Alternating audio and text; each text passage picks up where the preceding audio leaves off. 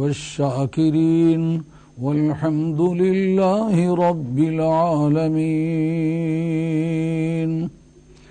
ناظرین کرام، قرآن مجید کے اس مختصر ٹکڑے پر کافی مرتبہ گفتگو ہو چکی ہے۔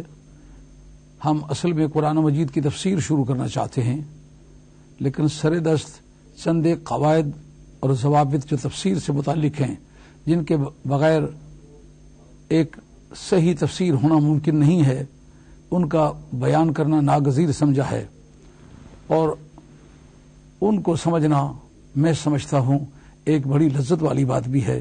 جس وقت آدمی ان کی روشنی میں قرآن مجید کی تفسیر سنتا یا سمجھتا ہے تو آدمی کو لذت آنے لگتی ہے، آدمی محسوس کرتا ہے واقعی اللہ کی کتاب اللہ کے کسی ضابطے کے ماتحت ہے، اور رسول کریم علیہ الصلوۃ والسلام کے جو پڑھانے کی ضرورت قرآن مجید نے بیان کی ہے وہ بھی سمجھ آنے لگتی ہے کہ صرف عربی جاننے سے قرآن مجید سمجھ میں نہیں آتا جب تک محبوب کبریا صلی اللہ تعالی علیہ وآلہ وسلم کی تعلیمات کو اور ان کے طریقہ کار کو شامل نہ کیا جائے۔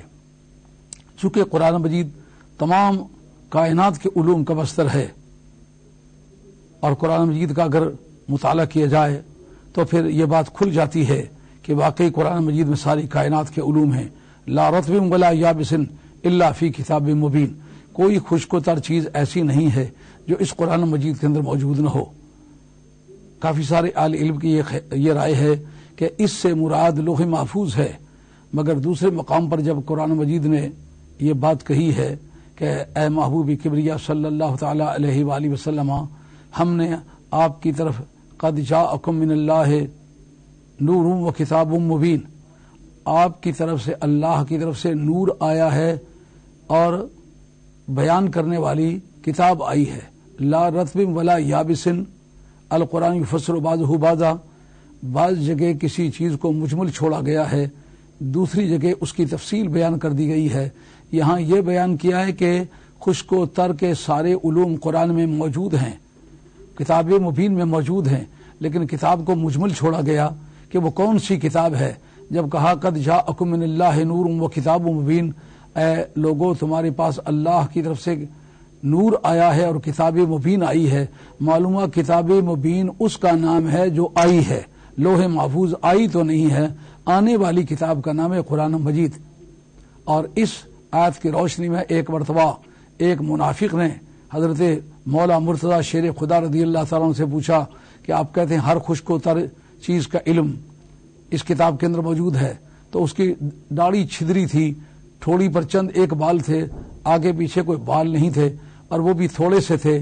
آپ سے پوچھنے لگا کہ اگر واقعی ہر خشک و تر چیز کا علم آپ کی کتاب میں موجود ہے تو پھر میری داڑھی کا ذکر بھی تو ضرور ہونا چاہیے۔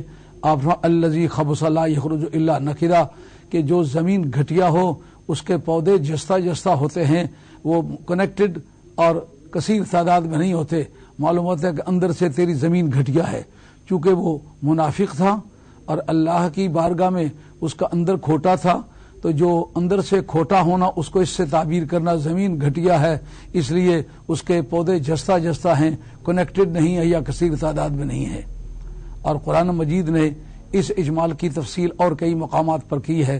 قرآن مجید کہتا ہے الرحمن علم القرآن خلق الانسان علمہ البیان۔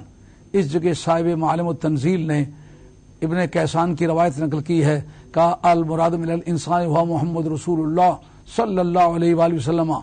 اس جگہ کتاب سے مراد الرحمن علم القرآن، القرآن سے مراد قرآن ہے، و خلق الانسان، الانسان سے مراد حضور علیہ الصلوۃ والسلام کی ذات والا تبار مراد ہے، اور وعلمہ البیان سے مراد اے بیان ما کانا و ما یکون، اس سے مراد گزرے ہوئے ساری کائنات کے علوم اور آنے والی ساری کائنات کے علوم جو ہیں وہ اس کے اندر موجود ہیں۔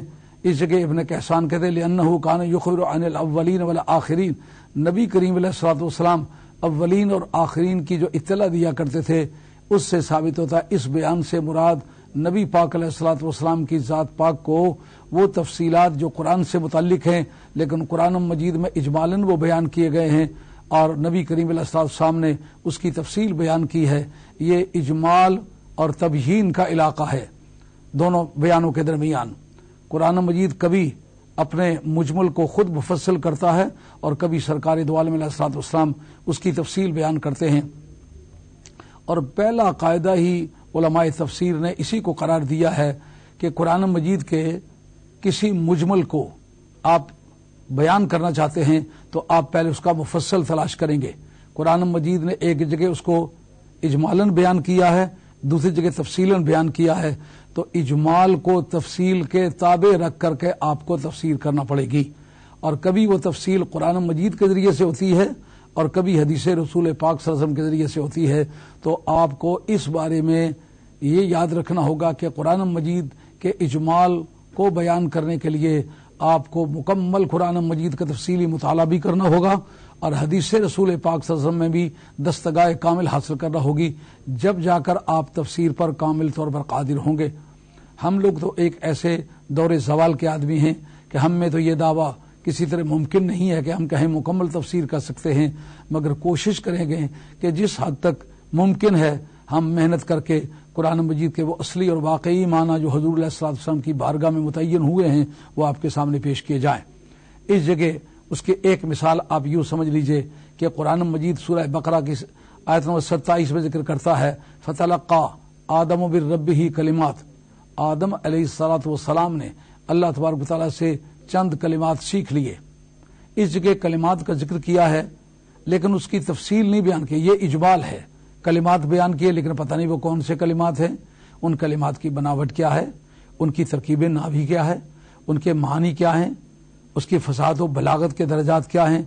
اس کا فیصلہ کرنے کے لیے جب قرآن مجید کے باقی حقائق پر غور کیا تو دوسرے مقام پر سورہ اعراف میں پروردگار عالم نے کہا قالا، دونوں نے یعنی حضرت آدم اور حضرت حوا علیہم الصلاۃ والسلام نے کیا بات کہی؟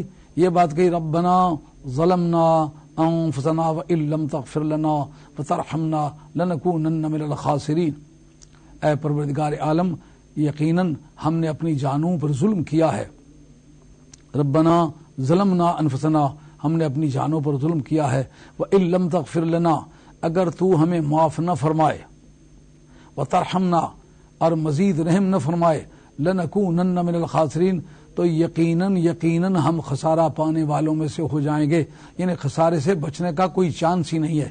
جو کچھ ہم سے ہوا ہے، سرزد ہوا ہے، اے پروردگار عالم وہ تیری رحمت کا محتاج ہے، ہم اس اپنی کارکردگی کو ظلم کے سوا کسی دوسری چیز سے تعبیر نہیں کر سکتے، مگر یہ تیری بارگاہ میں عرض کرتے ہیں اگر تو معاف نہ کرے گا پھر کون معاف کرے گا؟ صرف معافی ہی نہیں چاہیے بلکہ اس کے بعد تیرا رحم بھی چاہیے، اگر یہ دونوں کام تو نہیں کرے گا تو ہم یقیناً خسارے میں چلے جائیں گے۔ تو یہاں فتلقى آدم من ربہ کلمات قرآن مجید میں آئے تھے اور اجمالاً بیان کیا تھا، چند کلمات تھے جو سیکھے، دوسرے مقامات پر کلمات کی وضاحت فرما دی، وہ کلمات یہ تھے جن کے ذریعے سے ان کی توبہ منظور ہوئی۔ ایک قرآن مجید کے ذریعے سے اس اجمال کی تفصیل بیان ہوئی، اور دوسرا اس پر حدیث رسول پاک صلی اللہ علیہ وسلم بھی موجود ہے۔ حضرت امام جلال الدین سیوطی جن کا سنہ وفات 911 ہے، ان کی کتاب در منصور، اور یہی آیت فتلقى آدم من ربہ کلمات، اس کے تحت ابن نجار کی روایت سے حدیث بیان کرتے ہیں کہ جس وقت ان کی توبہ منظور نہ ہو سکی تو انہوں نے جناب نبی کریم صلی اللہ تعالی علیہ وسلم کا اسم گرامی اور جناب حیدر کرار کا اسم گرامی، حسن و حسین کا اسم گرامی، جناب خاتون جنت کا اسم گرامی لے کر کے کہا مولا کریم ان کے وسیلہ جلیلہ سے ہماری توبہ منظور فرما۔ اور اس روایت کو نواب وحید الزمان جو غیر مقلد ہیں اعلی حدیث ہیں، انہوں نے ہدیۃ المادی کے اندر بھی اس کا ذکر کیا ہے، اور اسی روایت کو حضرت محب الدین طبری نے ریاض النظرہ کے اندر بھی ذکر کیا ہے۔ محب الدین طبری بھی 7ویں صدی کے آدمی ہیں اور کبھی وہ مکہ شریف کے امام بھی رہے ہیں، نامی گرامی آدمی جس کو ہر طبقہ آل اسلام کا مانتا ہے، انہوں نے بھی اس کا ذکر کیا ہے کہ ان کے وسیلہ جلیلہ سے ان کی توبہ منظور ہوئی۔ اب دیکھنا یہ ہے کہ قرآن مجید بیان کرتا ہے کہ ان الفاظ کے بیان کرنے سے ان کی توبہ منظور ہوئی، حدیث رسول پاک صلی اللہ تعالی علیہ وسلم بیان میں آیا ہے، ابن نجار کی روایت ہے کہ وہ تو حضرت آل بیت رسول صلی اللہ علیہ وسلم کے بغیر نبی کریم علیہ السلام کے ان کے وسیلہ جلیلہ سے توبہ منظور ہوئی ہے، اور اس پر دوسرے محدثین کے اقوال بھی، ان کے حوالہ جات بھی پیش کیے گئے. تو تطبیق کیا ہوگی؟ تطبیق یہ ہوگی کہ وہ کلمات بھی استعمال کیے اور یہ وسائل بھی استعمال کی. اس میں بھی آپ کو اس قاعدے کو ساتھ شامل کرنا ہوگا کہ جس طرح قرآن کو اجمال کی تفصیل بیان کرنے کا حق ہے، اسی طریقے سے حدیث رسول پاک صلی اللہ علیہ وسلم کو بھی اجمال کی تفصیل بیان کرنے کا حق ہے. پہلا قاعدہ ہے اجمال اور تفصیل کا، اور دوسرا قاعدہ ہے تقیید اور اطلاق کا. ایک چیز کو بیان کرنا لیکن مطلق بیان کرنا، اس کے اندر کوئی قید نہ لگانا، بغیر قید کے اس کا ذکر کر دینا، اور دوسرے مقامات پر قرآن مجید کا اس مطلق کو مقید کر کے بیان کرنا. تو پھر آپ کی ڈیوٹی ہوگی مطلق کی تفسیر بیان کرتے وقت آپ کو اس مقید پر معمول کرنا ہوگا، یعنی مطلق مقید کے تابع ہو کر اپنا معنی دے گا. اس سلسلے میں ایک مثال ہے جو آپ ذہن میں رکھ لیں گے تو مددگار ہوگی. قرآن مجید بیان کرتا ہے کہ فَامْسَحُوا بِرُؤُوسِكُمْ وَأَيْدِيَكُمْ مِنْهُ، کہ تم تیمم کرتے وقت جس وقت زمین پہ ہاتھ مار کے تو اس کو چہرے پر ملو، تو ایک مرتبہ چہرے پر ملنا ہوگا اور ایک مرتبہ بازوؤں کو، ہاتھوں کو ملنا ہوگا. لیکن یہاں ایدیکم کہہ دیا، بِوُجُوهِكُمْ وَأَيْدِيكُمْ، لیکن ہاتھ کی حد نہیں بیان کی کہ کیا وہ ہاتھوں کے گھٹے تک یا کونیوں تک. اس بارے میں انسان کا تجسس بڑھا تو پروردگار عالم نے دوسرے مقام پر اس اجمال کی جو تفصیل بیان کی ہوئی ہے وہ اس میں کام آ کر مددگار ثابت ہوتی ہے. وہ کیا ہے؟ یا ایھا الذین آمنوا اذا قمتم الی الصلاۃ فاغسلوا وجوہکم وایدیکم الی المرافق وامسحوا برؤوسکم وارجلکم الی الکعبین. یہ سورہ مائدہ میں ہے. قرآن مجید بیان کرتا ہے کہ اے ایمان والو، جس وقت تم نماز کی طرف کھڑے ہو، یعنی نماز کا ارادہ کرو اور تمہارا پہلے سے وضو نہ ہو تو کیا کیا کرو؟ فاغسلوا وجوہکم، تم اپنے منہوں کو دھویا کرو، اور فاغسلوا وجوہکم وایدیکم الی المرافق، اور اپنے ہاتھوں کو تم کونیوں تک دھویا کرو، اور فامسحوا برؤوسکم، اپنے سروں کا مسح کیا کرو، وارجلکم الی الکعبین. چونکہ ارجلا منصوب ہے، اس کا پہلا معطوف علیہ دیکھنا ہوگا. معطوف علیہ کے بارے میں یہ حکم ہے کہ اس کو دھویا کرو، اپنے چہروں کو دھویا کرو، اپنے ہاتھوں کو کونیوں تک دھویا کرو. وَأَيْدِيَكُمْ یہ منصوب ہے، اس پر اس کا عطف ہے، اس لیے دھونے کا حکم پاؤں پر آئے گا، مسح کا حکم پاؤں پر نہیں آئے گا. تو یہاں قرآن مجید نے ہاتھوں کے دھونے میں جو لمیٹیشن کی ہے، جو تقیید کی جو ریسٹرکشن کی ہے، وہ ریسٹرکشن آپ تیمم پر بھی لگائیں گے. کیوں کہ تیمم خلیفہ ہے، خلیفہ اپنے اصل کے تابع ہے، اور اصل میں جو وضو ہے اس کے اندر کونیوں تک دھونے کا ذکر آیا ہوا ہے. ہاتھ کو مطلق نہیں چھوڑا بلکہ اس کو ریسٹرکٹڈ کر دیا، مقید کر دیا کہ اس کی حد کہاں تک ہے. کہا کونیوں سمیت اس کو دھو گے تو پھر آپ کا دھونا شمار ہوگا. تو چونکہ تیمم خلیفہ ہے، خلیفہ اصل کے تابع ہے، جہاں تک ہاتھ کے دھونے کا حکم ہے وہاں تک ہاتھ کو مسح کرنے کا بھی حکم ہوگا.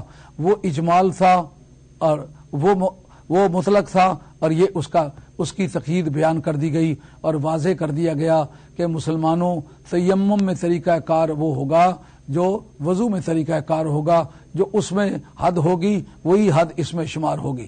اور اسی طریقے سے قرآن مجید نے بیان کیا ہے قاعدہ تعمیم کا اور تخصیص کا. تعمیم اور تخصیص بھی ایک قاعدہ ہے. کوئی بات عام بیان کی گئی ہے، اسی بات کو کسی دوسرے مقام پر خاص طور پر بیان کیا گیا ہے، تو عام کو خاص کے تابع کر کے آپ کو تفسیر کرنا پڑے گی. اصل ہمارا مضمون تو تفسیر ہے نا، انشاءاللہ وہ بہت جلدی شروع ہونے والا ہے. چند قاعدے سماعت فرما لیں گے اور دوران تفسیر میں ان قواعد کی طرف ریفر کروں گا تو آپ کو جائزہ ہونے لگے گا کہ ابتداءً جن قواعد تفسیر کو میں نے آپ حضرات کی خدمت عالیہ میں بیان کیا تھا، اب وہ قاعدے استعمال اس طریقے سے ہو رہے ہیں. اس جگہ آپ کو ایک تیسرا قاعدہ خدمت میں عرض کیا جا رہا ہے، وہ ہے عام اور خاص. تعمیم اور تخصیص، جس جگہ کوئی بات عام بیان کی جائے گی اس کا ترجمہ اور تفسیر کرتے وقت ہمیں انتظار کرنے کا پڑے گا پورے قرآن سے اور پوری حدیث سے۔ اگر قرآن مجید اور حدیث سے کوئی اس کی تخصیص نکل آئی تو وہ عام نہیں رہے گا، وہ خاص ہوگا، اور اس خاص کو آپ بیان کرتے وقت اس ایک حاکم مانیں گے، کنٹرولنگ پاور مانیں گے، اور عام کو اس کے تابع لے جائیں گے۔ اس جگہ اس کی مثال عرض کرتا ہوں، قرآن مجید کہتا ہے یا ایھا الذین آمنوا انفقوا مما رزقناکم من قبل ان یأتی یوم لا بیع فیہ ولا خلۃ ولا شفاعہ۔ یہ سورہ بقرہ کی غالباً 254 نمبر آیت ہے۔ اس کے اندر قرآن مجید بیان کرتا ہے یا ایھا الذین آمنوا، اے ایمان والو، کہا کیا؟ کہ انفقوا، خرچ کرو، کس چیز میں سے؟ مما رزقناکم، اس میں سے جو ہم نے تمہیں دی ہے۔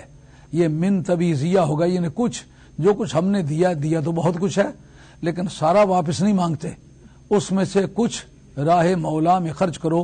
من قبل ان یاتی یومن، قبل اس بات کے کہ ایک ایسا دن آنے والا ہے، ایک ایسا دن آئے گا کہ لا بیع فیہ ولا خلۃ ولا شفاعہ، کہ نہ اس میں کوئی خرید و فروخت ہوگی، کوئی ٹریڈنگ نہیں ہوگی، تجارت نہیں ہوگی، اور اس میں کوئی دوستی بھی نہیں ہوگی اور کوئی شفاعت بھی نہیں ہوگی۔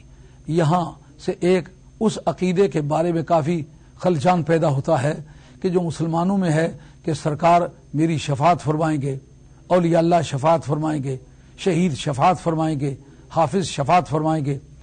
اور ترمذی شریف کے اندر حدیث ہے، حضرت مولا مرتضیٰ اس حدیث کے راوی ہیں کہ ایک حافظ جس نے قرآن مجید کو قواعد و ضوابط کے ساتھ پڑھا ہے، یاد کر لیا ہے، عقیدہ اس کا باطل نہیں ہے، تو وہ آدمی دوزخ میں گئے ہوئے 10 آدمیوں کی شفاعت کر کے ان کو دوزخ سے نکال کے جنت میں لا سکے گا۔ اسی طریقے سے شہیدوں کے بارے میں وہ شفاعت کریں گے، انبیاء و مرسلین کے بارے میں حدیثیں آئی ہوئی ہیں جو بتاتی ہیں وہ شفاعت کریں گے۔ سرکار فرماتے شفاعتی لآل الکبائر من امتی، میری امت کا جو سب سے بڑے بڑے گنہگار ہیں میں ان کی بھی شفاعت کروں گا۔ تو یہاں قرآن مجید کہتا ہے کہ کسی طرح کی کوئی دوستی بھی نہیں ہوگی، کوئی شفاعت بھی نہیں ہوگی۔ تو اب ہمیں دیکھنا یہ ہوگا اس عمومیت کو مد نظر رکھا جائے تو آل اسلام کے بے شمار قواعد کی تردید ہو جاتی ہے۔ تو ہمیں دیکھنا یہ ہوگا کہ اس جگہ تو قرآن مجید نے عام یہ بیان کر دیا ہے کہ کسی طرح کی کوئی دوستی نہیں ہوگی، کوئی شفاعت نہیں، کوئی سفارش نہیں ہوگی۔ جب قرآن مجید کے دوسرے موقع ہم نے مطالعہ کیا تو سورہ زخرف کے اندر آتا ہے الاخلاء یومئذ بعضهم لبعض عدو الا المتقین، کہ قیامت کے میدان میں سارے دوست دشمن بن جائیں گے سوائے متقیوں کے، یعنی متقی جو ہیں وہ آپس میں دشمن نہیں بنے گے، ان کی دوستیاں قیامت کے میدان میں بھی قائم رہیں گی۔ بخاری شریف کے آخری حصے میں حدیث آتی ہے، ایک صحابی مکرم سرکار دو عالم علیہ الصلوۃ والسلام کی بارگاہ میں آ کے عرض کرتے متی الساعۃ یا رسول اللہ صلی اللہ علیہ وسلم، اے اللہ کے حبیب آپ ارشاد فرما سکتے ہیں کیا کہ قیامت کب آئے گی؟ سرکار تاجدار مدینہ علیہ الصلوۃ والسلام فرماتے ہیں ما عددت لها، قیامت کے لیے تیاری کیا کی ہوئی ہے؟ یہ سوال بڑا مومل سا ہے کہ قیامت کب آئے گی، مقصد کی بات تو یہ ہے کہ قیامت کے لیے تیاری کیا کی ہوئی ہے۔ عرض کرتے ہیں یا رسول اللہ ما عددت لها من کثیر صلاۃ ولا صوم ولا صدقہ، یا رسول اللہ میں نے قیامت کے لیے کوئی زیادہ روزے، نمازیں، صدقے تیار نہیں کیے ہوئے، ولکنی احب اللہ ورسولہ، لیکن میں اللہ اور اس کے رسول سے پیار کرتا ہوں، سرکار سے دوستی ہے میری، آپ سے پیار کرتا ہوں، محبت کا معیار دوستی ہے نا۔ تو یہاں انہوں نے یہ دعویٰ کیا یا رسول اللہ میں گنہگار تو بہت ہوں، میرا نام اعمال تو خالی ہے، کوئی نیکی اس میں تو ہے نہیں، لیکن یہ بات میں برملا طور پر کہہ سکتا ہوں کہ اے اللہ کے حبیب آپ سے پیار کرتا ہوں، اللہ سے پیار کرتا ہوں۔ سرکار تو عالم علیہ السلام نے یہ نہیں فرمایا جب تیرے اعمال اتنے جھوٹے ہیں، اتنا کمزور آدمی ہے تو تیری محبت جھوٹی ہے۔ معلوم ہوا سرکار نے گناہوں کے باوجود ایک سچی محبت کو جھوٹا نہیں کہا۔ آپ نے جواب میں کیا ارشاد فرمایا المرء مع من حب، ہر آدمی قیامت کے میدان میں اس کے ساتھ ہوگا جس کے ساتھ اس کی محبت ہوگی۔ تو یہاں تو دوستی ثابت ہے کہ دوستی تو ہوگی۔ اب قرآن مجید نے سورہ زخرف میں اس کا انکشاف کیا کہ قیامت میں دوستی کس کی نہیں ہوگی؟ جو بدعقیدہ ہوں گے، جن کا عقیدہ غلط ہوگا، جو متقی ہیں، خدا کے خوف سے ایک دوسرے سے پیار کرنے والے ہیں، ان کی محبت تو مجھ پر بھی واجب ہے، تو جس سے میں پیار کروں اس کو دوزخ میں تو نہیں بھیجوں گا۔ حضرت معاذ ابن جبل رضی اللہ عنہ سرکار سے ایک حدیث قدسی روایت کرتے ہیں، جس کو امام مالک رحمۃ اللہ علیہ نے موطا امام مالک میں بھی ذکر کیا ہے، امام دارمی نے بھی ذکر کیا ہے، اور امام ترمذی نے بھی ذکر کیا ہے۔ وہ کہتے ہیں وجبت محبتی، میری محبت واجب ہے، للمتحابین فیہ، ان لوگوں کے لیے جو آپس میں محبت کرتے ہیں لیکن کرتے میری وجہ سے ہیں، اس لحاظ سے وہ محبت نہیں کرتے یہ میرے علاقے کا آدمی ہے، میری بولی بولتا ہے، میرے خاندان کا آدمی ہے، میرے بلڈ کا آدمی ہے، بلکہ ان کی محبت کا معیار اللہ اور اس کے رسول کے بارے میں سچا عقیدہ رکھنا، اللہ اور اس کے رسول کے مشن کے بارے میں سچا اور سچا ہونا، اور دین کا وفادار ہونا، صحابہ کرام کا محب ہونا، آل بیت کا جان نثار ہونا، ولیوں کے ساتھ اچھا تعلق ہونا۔ کہا کہ یہ معیار ہے ان کا آپس میں محبت کا، جو اس معیار پر محبت کرتے ان کی محبت مجھ پر واجب ہے۔ تو جس وقت محبت کوئی کرنے لگے تو محبت والوں کو دوزخ میں بھیجنے کا، دوزخ محبت والوں کو سزا دینے کا کسی کا بھی محب کا مزاج نہیں ہے۔ قرآن مجید دوسرے مقام پر کہتا ہے والمتجالسین فیہ، وہ آپس میں بیٹھتے ہیں لیکن مل بیٹھنے کا معیار ان کا میری محبت ہے، میرے تعلق کی وجہ سے مل بیٹھتے ہیں، مل بیٹھتے ہیں کہ ایک قرآن سنائے دوسرا سنے، ایک حدیث سنائے پڑھائے دوسرا سنے سمجھے عمل کرے، ایک آدمی علم احکام قرآن مجید سے حدیث رسول پاک سے نکال کے اسے سمجھائے پڑھائے اور اس پر عمل کرنے کا طریقہ بتلائے، اور دوسرا سنجیدگی اور محبت سے اس شخص کی نقل اتارے جو پڑھانے والا ہے، وہ خود بھی عامل ہونا چاہیے، اپنے عقیدے اور اپنے علم کے مطابق وہ بھی عمل کرتا ہو، تو آپس میں وہ مل جو بیٹھتے ہیں۔ تو مل بیٹھنے کا سبب والمتجالسین فیہ، وہ میری رضا کے لیے، میری محبت کی وجہ سے، وہ میرے محبوب کے مشن کی وجہ سے مل کے بیٹھتے ہیں۔ اس لیے کل عالم اسلام کے مسلمانوں، آپ کو بشارت ہو، کوئی آدمی ہندی بولتا ہے، کوئی سندھی، کوئی ساگری، کوئی پوربی، کوئی پچھمی، کوئی کاٹھیا واڑی، اور کوئی سندھی، اور کوئی کشمیری، اور کوئی ٹیمل، کوئی عربی، کوئی فارسی، کوئی انگریزی، کوئی رومن بولتا ہے، مختلف زبانیں اسکینڈینیوین لینگویجز بولتے ہیں، مگر جس وقت کہا جاتا ہے اللہ اکبر اللہ اکبر تو سارے مسلمان سمجھتے ہیں یہ اذان ہو رہی ہے۔ وہ کوئی سی بھی بولی بولتے ہیں، کسی بھی بلڈ کے آدمی ہوتے ہیں، لیکن مسجدوں میں اکٹھے ہو جاتے ہیں، مجالس میں اکٹھے ہو جاتے ہیں، اللہ تعالیٰ کی دین کی باتیں سنتے ہیں۔ یہ ان کا بیٹھنا محبت کی بنا پر ہے۔ اس لیے حدیث قدسی اللہ کریم فرماتے ہیں والمتجالسین فیہ، جب مل بیٹھتے ہیں تو میری محبت کی وجہ سے مل بیٹھتے ہیں، اور والمتزاورین فیہ، ایک دوسرے کی زیارت کرنے جاتے ہیں، ملنے کے لیے جاتے ہیں تو صرف میری رضا کے لیے ملنے جاتے ہیں، اور والمتبازلین فیہ، تبادلہ یا تبادل تبادلن کے معنی ہوتے ہیں ایک دوسرے پر خرچ کرنا، ایک دوسرے پر خرچ کرتے ہیں۔ کس وجہ سے خرچ کرتے ہیں؟ اللہ کی محبت کے لیے۔ آپ حضرات مسجدوں پر پیسے خرچ کرتے ہیں، مدرسوں پر پیسے خرچ کرتے ہیں، اور کتابوں پر پیسے خرچ کرتے ہیں، دین کی نشر و اشاعت کے لیے مجالس قائم ہوتی ہیں، لنگروں کے لیے پیسے پے کرتے ہیں، سرکار دو عالم علیہ السلام کے میلاد پاک کے جلوس نکلتے ہیں، اس پر پیسے خرچ کرتے ہیں، امام جنت مقام کی شہادت عظمیٰ کو منانے کے لیے، آل بیت اطہار کا ذکر پاک کرنے کے لیے مجالس قائم ہوتی ہیں، آپ اس پر پیسے خرچ کرتے ہیں۔ حضرت ابوبکر صدیق رضی اللہ عنہ کا دن منایا جاتا ہے، آپ اس پر پیسے خرچ کرتے ہیں۔ حضرت فاروق اعظم رضی اللہ عنہ کی شہادت منائی جاتی ہے، اس پر پیسے خرچ کرتے ہیں۔ حضرت عثمان غنی رضی اللہ عنہ کی شہادت منائی جاتی ہے، اس پر پیسے خرچ کرتے ہیں۔ جناب مولا مرتضیٰ ماہ رمضان میں آپ کی شہادت ہوئی، اس پر پیسے خرچ کرتے ہیں۔ تو یہ سارے پیسے مل کے خرچ کرتے ہیں تو دین کو پرے پرواز مل رہا ہے، دین کو فروغ مل رہا ہے۔ پورے تمام ادیان کے مقابلے میں اسلام کا پرچم اعلانیہ ممتاز نظر آ رہا ہے۔ رب کریم فرماتے ہیں اس جھنڈے کی بلندی میں ان میرے بندگان خاص کا لہو شامل ہے جو پیسے خرچ کرتے ہیں، اپنا پیٹ کاٹ کے، اپنے بچوں کا پیٹ کاٹ کر کے، اپنے خاندانی ضروریات کو مجروح کر کے وہ دین کی ضرورتوں کو پورا کرتے ہیں۔ کل والمتبازلین فیہ، جو ان چار صفتوں کے مالک ہیں، اگر وہ محبت کرتے ہیں تو میرے لیے، اور اگر مل بیٹھتے ہیں تو میرے لیے، اور اگر زیارت کرنے کے لیے جاتے ہیں تو میرے لیے، ایک دوسرے پر خرچ کرتے ہیں تو میرے لیے۔ تو تو اس طریقے سے پیسے جو خرچ کرنے والے ہیں ان کی محبت مجھ پر واجب ہے. او کما اخبر بہ النبی صلی اللہ علیہ وسلم، یہ حدیث قدسی کو تعبیر کرنے کا طریقہ ہے اہل علم کے نزدیک کہ یہ لوگ جو ہیں یہ ان کی محبت مجھ پر واجب ہے. تو جن کی محبت کو رب اپنے اوپر واجب کر لے تو ظاہر ہے ان کو ٹھکرائے گا تو نہیں. وہ رب کے بھی دوست ہیں اور آپس میں بھی دوست ہیں. الاخلاء یومئذ بعضهم لبعض عدو الا المتقین، کیا قیامت کے میدان میں جتنے دوست ہیں وہ سارے دشمن بن جائیں گے مگر جن کی دوستی کی بنیاد محبت الہیہ پر تھی، محبت رسول پر تھی، محبت دین پر تھی، محبت قرآن پر تھی، محبت حدیث پر تھی، محبت آل بیت پر تھی، محبت صحابہ پر تھی، محبت اولیاء اللہ پر تھی، یہ قیامت کے میدان میں قائم رہنے والی ہے.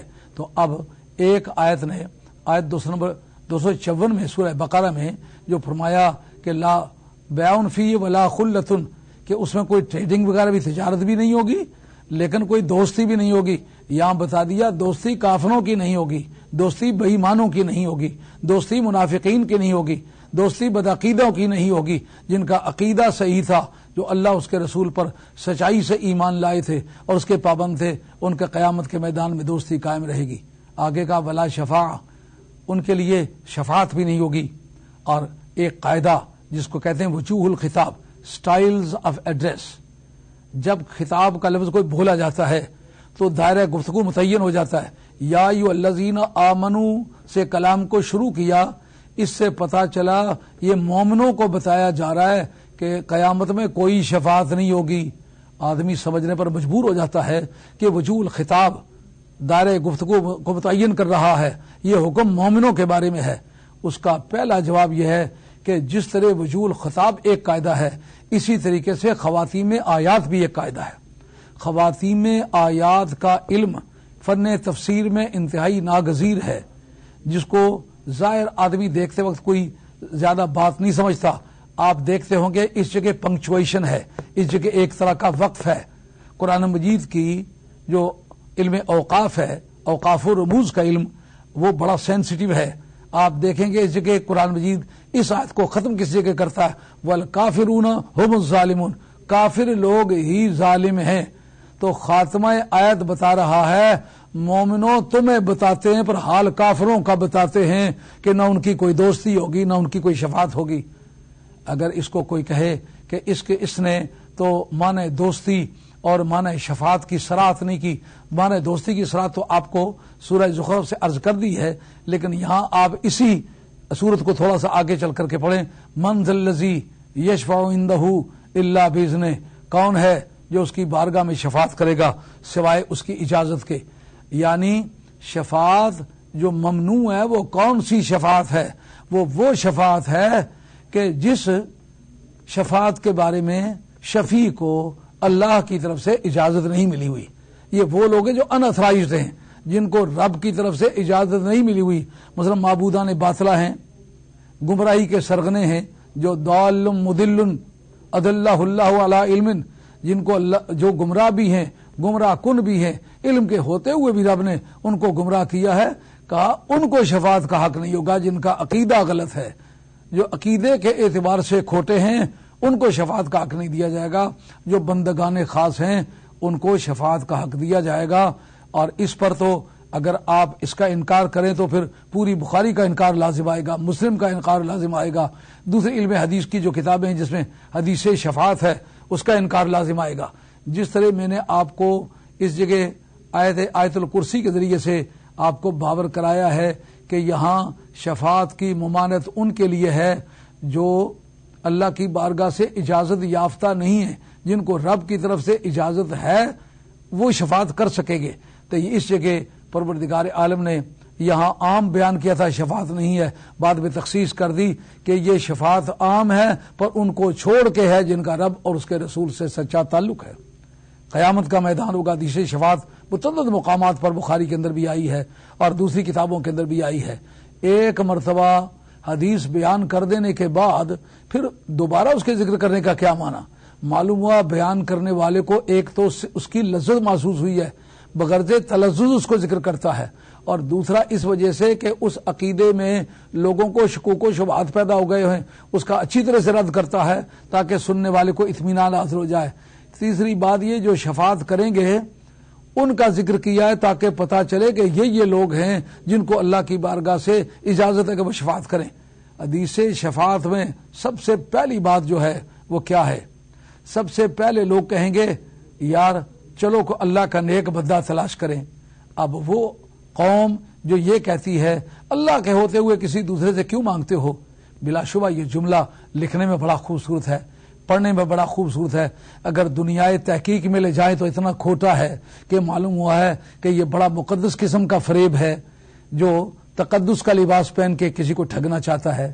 اب قیامت کا میدان ہوگا، آج کا یہ کوٹیشن کہ اللہ کے ہوتے ہوئے دوسرے سے مانگنے کی کیا حاجت ہے، ہم پوچھ رہے ہیں کہ قیامت میں سب سے پہلے جو مسئلہ چلے گا وہ ہوگا کیا؟ سب سے پہلے مسئلہ شفاعت کا چلے گا، لیکن اس حد طے کیا ہوگا کہ کوئی اللہ کا نیک بندہ تلاش کرو، نہ وہ کوئی اخبار نکلے گا، نہ کوئی ٹیلی ویژن ورک کرے گا، اور نہ کوئی ٹیلی فونک سسٹم ہوگا، اور نہ کوئی یہ باقی جو ذرائع اطلاع ہیں کوئی بھی ورک نہیں کریں گے۔ اس وقت بتاؤ اس کا موٹیو کون سا ہوگا، اس کو حرکت میں لانے والا کون ہوگا؟ کون ہوگا جو ان کو کسی اللہ والے کی بارگاہ میں حاضری کا درس دے گا، ترغیب دے گا؟ اس پر آپ یاد رکھیں فتح الباری شرح بخاری حضرت امام ابن حجر عسقلانی جن کا سن وفات 852 ہے، اس وقت امام جلال الدین سیوطی 3 برس کے ہیں جس وقت کے امام ابن حجر عسقلانی کا وصال ہوتا ہے۔ وہ اس مقام پر لکھتے ہیں کہ جو اہل سنت نے دنیا کو عقیدہ دیا تھا کہ کبھی کوئی مشکل وقت آ پڑے تو اللہ کا کوئی بندہ تلاش کرو، تو اس قاعدے کے مطابق کہیں گے چلو یار دنیا میں سنتے ہیں کہ اللہ کا بندہ تلاش کرو، اب اس سے زیادہ مشکل کا وقت کبھی پہلے پیش آیا ہی نہیں، چلو آج اس فارمولے کو استعمال کرتے ہیں۔ اور کتنا خوش نصیب ہے تو، اور سنی آج تیرا ٹیلی ویژن سنی بھی وہی ورک کر رہا ہے کہ قیامت کے میدان میں سب سے پہلے تیرے عقیدے کو تسلیم کیا جائے گا، بعد میں قیامت شروع ہوگی۔ سب سے پہلے وہ جائیں گے جناب آدم علیہ الصلوۃ والسلام کے پاس، یار اور کسی نبی یا کسی رسول کے پاس کیوں نہیں جائیں گے؟ کہ دراصل باقی نبیوں اور رسولوں کے بارے میں ہمارا کافی اختلاف ہے، لیکن آدم علیہ الصلوۃ والسلام کے ابا ہونے میں ہمارا کوئی اختلاف نہیں ہے۔ معلوم ہوا ابا بھی کام آنے والی چیز ہے۔ دنیا میں جو کسی کا ابا ہے نا اس کا احترام کرو، اس کی دعائیں لو۔ سرکار نے فرمایا ماں اور باپ کی دعا اس طرح لگتی ہے جیسا پیغمبر کی دعا امتی کو لگتی ہے، اور یہ حدیث بخاری کے اندر موجود ہے۔ تو آپ کو جاننا ہوگا یہ بہت بڑا خزانہ ہے مقبولیت کا جو آپ کے گھر میں موجود ہے، لیکن ہر وقت ماں باپ آپ کے پاس موجود رہتے ہیں تو آپ سمجھتے ہیں شاید یہ کوئی معمولی لوگ ہیں۔ نہیں، معمولی لوگ نہیں، ان کے ہاتھ اٹھ جائیں تو اللہ تعالیٰ آسمانوں کی کڑکتی بجلیوں کو واپس کر لے۔ ان کی قدر کو پہچان، پہلے حضرت آدم علیہ السلام کے پاس جائیں گے، جا کر وہاں عرض کریں گے کہ اے آدم مہربانی فرمائیں، آپ ہماری مدد کریں، ہم نے بہت گناہ کیے ہیں، جو کچھ اللہ نے ہم سے چاہا تھا اللہ نے ہمیں سب کچھ دیا، لیکن ہم نے اللہ کی بات پھر بھی نہیں مانی۔ حضرت آدم علیہ السلام کہیں گے اذهبوا الی غیری۔ اس پر کہا جا سکتا ہے کہ غیر سے مانگنا شرک ہے، پر یہ قیامت کے میدان میں جب انہوں نے مانگا، بندوں باقی نے تو غلطی کی ہوگی لیکن اللہ کا پیغمبر تو یہ غلطی کرنے کی پوزیشن میں نہیں ہے کہ بندوں کو کہے اس وقت بھی شرک کرو۔ معلوم ہوا اللہ جب لوگوں کو نظر آ رہا ہے، ایسی حالت میں آدم علیہ الصلوۃ والسلام لوگوں کو کیسے کہہ سکتے ہیں وہ کلمہ جو شرک کے معنی دیتا ہو؟ کہیں گے اذهبوا الی غیری، یہ کہ بعد دیگرے انبیاء و مرسلین کے پاس آتے جائیں گے۔ اب آ کے آخر جب عیسیٰ علیہ السلام کے پاس پہنچیں گے تو انہوں نے کہا وہ جو جھنڈا لہرا رہا ہے نا، اس پر حضرت علامہ بدر الدین عینی آپ کی کتاب عمدۃ القاری شرح بخاری اور غزوہ خیبر کا چیپٹر، اس کے اندر حضرت جابر ابن عبداللہ انصاری رضی اللہ تعالیٰ عنہ عرض کرتے ہیں یا رسول اللہ صلی اللہ علیہ وسلم، علی کے ہاتھ میں جھنڈا بڑا خوبصورت لگتا ہے۔ آپ نے فرمایا علی نے جس طرح میدان مارے ہیں، میری زندگی میں آئندہ مہاجرین کا جھنڈا جو ہے وہ علی کے ہاتھ میں رہے گا۔ اس وقت حضرت جابر ابن عبداللہ انصاری بحوالہ عمدۃ القاری شرح بخاری مصنفہ بدر الدین عینی جن کا سن وفات 854 ہے، اگرچہ ان کے سن میں کچھ اختلاف بتایا جاتا ہے لیکن معتبر یہی بات ہے، اس سن میں آپ کا وصال ہوا۔ اس میں وہ لکھتے ہیں کہ حضرت جابر ابن عبداللہ انصاری رضی اللہ عنہ، جن کا سن وفات غالباً سن 72 ہے، بڑی دیر تک یہ زندہ رہے، واقعہ کربلا کے وقت بھی یہ زندہ تھے، اس کے بعد بھی کافی دیر تک اللہ تعالیٰ نے ان کو زندہ رہنے کا موقع دیا. تو وہ پوچھتے یا رسول اللہ، وہ قیامت کا جھنڈا بڑا وزنی ہوگا، اس کو اٹھانے والا کون ہوگا؟ تو علامہ عینی نے لکھا، جو دنیا میں میرے جھنڈے کے لیے فٹ ہے نا، قیامت میں بھی میرا جھنڈا اٹھانے کے لیے وہی فٹ ہے. تو وہ جھنڈا اٹھایا ہوا ہوگا حضرت مولا مرتضیٰ نے، اور حضرت عیسیٰ علیہ السلام کہیں وہ جھنڈا جس کا لہرا رہا ہے نا، وہ جھنڈوں والا نبی. میلاد شریف کے موقع پر سنی مسلمان جھنڈیاں لگاتے ہیں تو اعتراض ہوتا ہے جی جھنڈیاں لگانا جو ہے یہ ممنوع ہے. سرکار کے میلاد کے موقع پر تو جھنڈا لگا تھا سرکار کے حجرہ طیبہ پر بھی، کعبہ شریف پر بھی، بیت المقدس پر بھی، بیت المعمور پر بھی، اور ایک روایت کے مطابق عرش الہی پر بھی. وہ جھنڈوں والا نبی ہے، جھنڈی تو ویسی نہیں ہے، جھنڈی تو چھوٹی چیز ہے. نبی کریم رؤوف الرحیم صلی اللہ علیہ وسلم کا قیامت کا جھنڈا حضرت علی مرتضیٰ اٹھائیں گے، جھنڈا لہرا رہا ہوگا، مقام محمود پر سرکار جلوہ افروز ہوں گے. اس وقت سارے مل کے کہیں گے کہ چلو سرکار کی بارگاہ میں چلتے ہیں. عیسیٰ علیہ السلام نے بتلایا ہے، تو اب بتلاؤ کہ قیامت کے میدان میں شفاعت کا چیپٹر کہاں آ کے ختم ہوا؟ سرکار دو عالم علیہ الصلوۃ والسلام کی بارگاہ میں. اس وقت نبی پاک علیہ الصلوۃ والسلام اللہ کی بارگاہ میں سجدہ ریز ہوں گے. مقام محمود کا محمود کہنا، اس کے وجہ تسمیہ بتاتے حضرت ابن عربی رحمۃ اللہ علیہ، محی الدین ابن عربی رحمۃ اللہ علیہ الفتوحات المکیہ. الفتوحات المکیہ کو بعض اہل علم سمجھتے بڑی بیگانہ سی کتاب ہے. نہیں، آپ عقائد کی کتابیں مطالعہ کریں تو جس طرح باقی چھوٹی چھوٹی کے متکلمین کی آراء آتی ہیں، وہاں محی الدین ابن عربی کی بھی رائے باقاعدہ ایک قاعدے کے مطابق آتی ہے. اور حضرت امام عبدالوہاب شورانی، آپ کی مشہور کتاب الیواقیت والجواہر، اس کا مضمون یہی ہے. جتنی باتوں میں محی الدین ابن عربی رحمۃ اللہ علیہ پر اعتراضات ہوئے، ان سب اعتراضات کے جواب دیے ہیں حضرت امام عبدالوہاب شورانی رحمۃ اللہ علیہ الیواقیت والجواہر کے اندر. بڑے پائق آدمی ہے. وہ لکھتے ہیں کہ کیا وجہ ہے مقام محمود کو محمود کہتے کیوں ہیں؟ کہ اس کے مقام محمود کہنے کی وجہ یہ ہے، محمود کہتے ہیں تعریف کیے ہوئے کو. قیامت کے میدان میں جب یہ سوال اٹھے گا، ابھی تو دنیا بھلس رہی تھی اور اس تمازت سے جل رہی تھی، اب اچانک سرکار دو عالم السلام سر سجدے میں رکھیں گے اور روئیں گے، اور سرکار دو عالم السلام کے آنسو چل پڑیں گے. اعلیٰ حضرت فاضل بریلوی رحمۃ اللہ علیہ اس مقام پہ لکھتے ہیں، اللہ کیا جہنم اب بھی نہ سرد ہوگا، رو رو کے مصطفیٰ نے دریا بہا دیے ہیں. سرکار کا رونا اور پروردگار عالم کی بارگاہ سے آواز کھانا، اے میرے مصطفیٰ آپ سر اٹھائیں، ارفع راسک سل توتا، بھائی سر اٹھاؤ، جو کچھ مانگو گے دیا جائے گا. اشفا تشفع، شفاعت کر قبول کی جائے گی. اس وقت نبی کریم علیہ السلام شفاعت فرمائیں گے، اے اللہ کریم ان نبیوں کو، ان فرشتوں کو، ان ولیوں کو، ان اللہ کے مقدس بندوں کو شفاعت کی اجازت ہونی چاہیے، قبلے کو بھی شفاعت کی اجازت ہونی چاہیے. تو قبلہ بھی ان لوگوں کی شفاعت کرے گا جو صحیح عقیدے کے ساتھ قبلے کو دیکھنے آئے ہوں گے. اس پر بھی علامہ بدر الدین عینی نے عمدۃ القاری شرح بخاری کے اندر لکھا ہے کہ ایک لمبی تفصیل ہے، کسی دوسرے وقت میں عرض کروں گا. اس میں بتایا کہ قیامت کے میدان میں حجر اسود ان کے باطن کی بھی شہادت دے گا کہ یہ آدمی سچی نیت کے ساتھ آیا تھا اور اس نے حج کیا تھا. ارے پتھر کو کس طرح پتا ہے کہ یہ سچی نیت سے آیا تھا؟ یہ تو غیب کا علم ہے. معلوم ہوا غیب سے تعلق رکھنے والے پتھروں کو بھی غیب کا علم ہو سکتا ہے. تو وہ بتلائے گا کہ اس کا سینہ صاف تھا، اس کا ایمان درست تھا. تو قیامت کے میدان میں حجر اسود بھی شفاعت کرے گا، قبلہ بھی شفاعت کرے گا، اللہ والے بھی شفاعت کریں گے. تو اس جگہ جو قرآن مجید نے کہا لا بیع فیہ ولا خلۃ ولا شفاعہ، قیامت کے میدان میں نہ کوئی ٹریڈنگ ہوگی، نہ کوئی تجارت ہوگی، نہ کوئی دوستی ہوگی، نہ کوئی شفاعت ہوگی. اس جگہ عام تھا، لیکن بعض حدیث کے ذریعے سے اور قرآن کی دوسری آیات کے ذریعے سے اس کی تخصیص کر دی گئی. اس کا مطلب یہ ہے کہ آپ کو قرآن مجید کی کوئی ایک آیت دیکھنے کے بعد دوسری آیتوں کا بھی لحاظ کرنا ہوگا. اگر ایک آدمی ایک آیت کو دیکھ کے اس پر فیصلہ ہی کر دیتا ہے اور دوسری آیتوں کا انکار لازم آتا ہے تو یہ قسم کفریات ہے. افتؤمنون ببعض الکتاب وتکفرون ببعض، کیا تم قرآن مجید کی بعض آیتوں پر ایمان لاتے ہو اور بعض کا انکار کرتے ہو، بعض سے کفر کرتے ہو؟ اور اگر اہل کتاب مراد ہے تو کہا تورات کے بعض حصوں پر ایمان لاتے ہو اور بعض سے کفر کرتے ہو، تو یہ از قسمیں کفریات ہے. پوری کتاب پر ایمان لانا یہ ایمان لانا ہے. اس لیے ایک مسلمان مفسر کی حیثیت سے آدمی کی ڈیوٹی ہوگی کہ جب آیتوں کو پڑھے پہلے آیتیں تلاش کرے، پھر اس کے بعد حدیثیں تلاش کرے. اگر کوئی عام حکم آیا ہوا ہے تو اس کی تخصیص اگر قرآن سے مل جائے تو بھی اس کو مخصوص کرنا پڑے گا، اور اگر کوئی حدیث مل جائے تو بھی مخصوص کرنا پڑے گا. انشاءاللہ 2-4 لیکچر اور اصول حدیث پر اصول تفسیر پر ہوں گے. اس کے بعد انشاءاللہ سورہ فاتحہ سے اللہ کو منظور ہے تو اس کی تفسیر شروع کر دیں گے. 2 دن اردو میں ہوگی، 2 دن انگریزی میں ہوگی.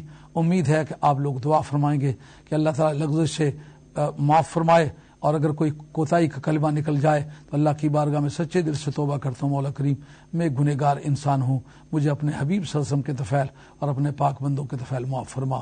اور انشاءاللہ بھرپور کوشش کروں گا کہ کوئی لفظ غلطی کا نہ نکلے، اگر نکل جائے تو اللہ کی بارگاہ میں توبہ کرتا ہوں. امید ہے آپ بھی میری مغفرت کے لیے دعا کریں گے اور خاتمہ بالخیر کے لیے دعا کریں گے. وما علینا الا البلاغ المبین وآخر دعوانا ان الحمد للہ رب العالمین. الصلاۃ والسلام علی رسول الکریم والحمد للہ رب العالمین برحمتک یا ارحم الراحمین.